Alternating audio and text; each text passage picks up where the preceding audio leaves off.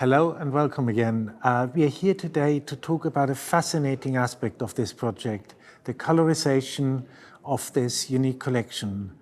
And I'm welcoming today Martyn Routledge. Why don't you introduce yourself to us? I'm Martyn Routledge and my design studio is MR Creative. We do a lot of work in the heritage sector and we were involved in creating the exhibition, launching a landmark. So Martyn, relatively early in the process we decided to get in touch with you to help us with the colourisation of these photographs because we thought that colour would add a human element to these black and white photographs and also make it more relatable to modern audiences, make them almost sing to modern audiences. And from a historic point of view, they might also bring out some detail, some architectural elements which are lost in the black and white photographs and with the help of color would become more apparent.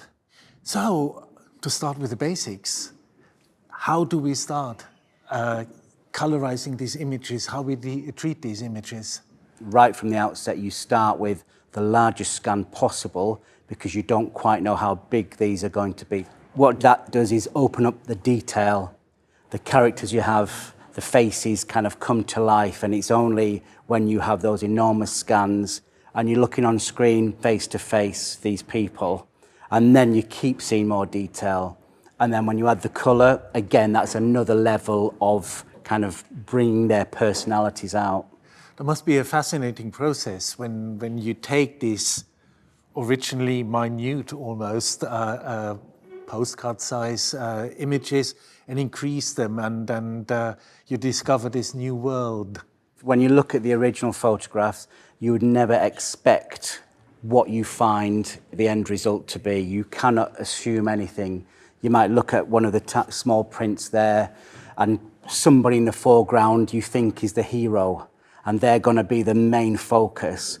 And then you have the scan, you go through the whole process, and in the background you see a character who looks actually more interesting and he's talking to his friend who's blurred and at a certain angle, so you can't be sure what is going on, but there's definitely a story there that needs investigating, and that's part of it. So it's continually finding, and especially something like this where the amount of faces, the amount of people and characters just waiting to be brought alive. Okay, Martyn, let's have a look at one of these photographs. This one here. That was taken on the 9th of July, 1894, the day of the public opening, when the bridge was open from 5 o'clock in the morning until 9 o'clock at night, and 140,000 Londoners turned up, took time off work, presumably. And here's the original size. And here we have the increased size, how they are displayed outside. Let's have a look at some of these characters. Which ones stand out? And Well, what jumped out straight away is kind of a small group of young boys there right at the front, and they're all kind of jostling for position. So you've got the kind of the real young end, but then right over there on the far left, somebody who jumped out at us straight away when we were looking at the scans, because he looked so familiar. You know, we thought he looked like Jack from Father Ted. Obviously, colorization is also an interpretation of the past. So how do you go about that this is as accurate but also as effective as possible? Yeah, well, like you say, we have reference where possible to the actual colours or where possible, but sometimes there is an opportunity to be slightly more creative, and I think we did that in this particular image here where we spoke about the massive male faces looking at the camera and one female face there wearing a bow tie hat, and we thought it'd be nice to add a little bit of colour to the ribbon on her hat just so that it draws the eye a little bit. So that's where you bring in some creativity and some thought to it, which we don't really know what the colour was that was in her on her hat, but from a point of view of somebody looking at the exhibition or somebody in education pointing something out to school children who might be looking at it, you just got a quick reference point there, and then you have that discussion about why there was only, a few women in that large group of men. So that's where you can bring creativity into it, and you're doing it for a reason. With the help of colourisation, you can pick out some nice little detail, which is otherwise not visible. Let's have a look at this one here. I also love that one because we also know the date of this one. This is the weight testing of the bascules, which from the documentation we have know happened on the 21st of June, 1894. And what you did here was colourising the stonework and the metalwork on the bridge and the engines. Yeah, we just like the fact that we wanted to introduce a little bit of red onto one of the wheels of the steam engines, just as a nod to that's something that you often see and goes right back to the early days of steam in the 1860s. So that's something that we wanted to bring in.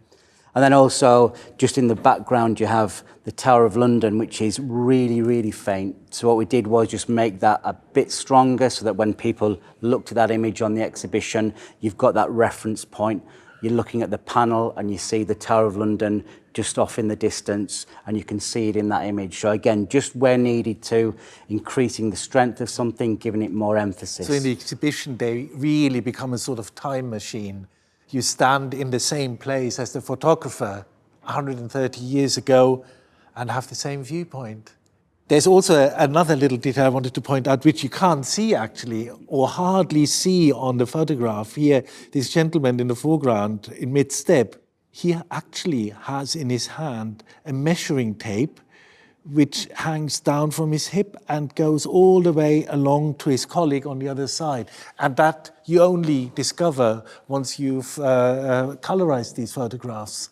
Yeah, most definitely. You just do not see that to the naked eye. When you've got an enormous scan and you're looking at the detail, you're adding that color, then suddenly you have that detail. Because what draws the eye in this particular image, you have one guy in the foreground with his white coat. So he tends to attract the eye, and some of the other detail is kind of lost a little bit. So it's only later on when you're looking at those enormous scans, looking at those pixels and seeing the detail and then adding the colour and then taking it from there to the next stage. Fascinating. Another question which always occurs to me, are we using artificial intelligence? Because you read a lot about this, using artificial intelligence in creating pictures from the past, but also colorizing images of the past. Have you used artificial intelligence in this process as well? Yeah, we do use it. It gives us a good start, to be honest. It kind of gives a base color to the images, but then you're still very reliant on skill and experience to take it and make the colors what they really should be. So it's a help. It eases some of the kind of labour in the early stages, so it gives you a good start, and then you have to have those skills and that expertise to refine it, to change each colour exactly as it needs to be.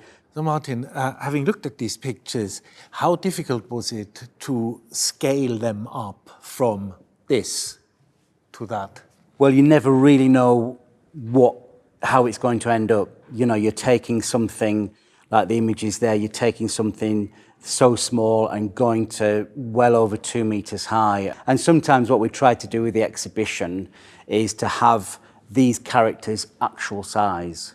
So you can walk over Tower Bridge and you can look into the eyes of somebody at their height and have a conversation with these characters from 130 years ago, whether that's the small boys there or the lady in the red hat or the workers. You're dealing with a large format size, so you're putting it onto that kind of personal level there where people can stand next to them and pose or actually look into their faces and have a chat with them.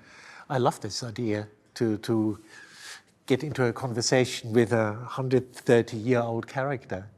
Okay, so how long does it take you to colorize these for exhibition? The whole process of the colorization of these took about a month, really, from doing the initial tests to using AI to give us a good base. It took a little while of experimenting of getting the right tone, and then when we have, like any process, when you have one master, that was kind of our guide, and that was getting the colour of the stonework right, and getting the colour of the steel right, and the correct kind of brown tone that we wanted, and also the floor of the bridge. Then you have a starting point, and each one has all its different challenges. Each one might take longer than the other. Certainly the one with lots and lots of faces takes a little bit more time than one where you've just got one or two characters stood on the bridge.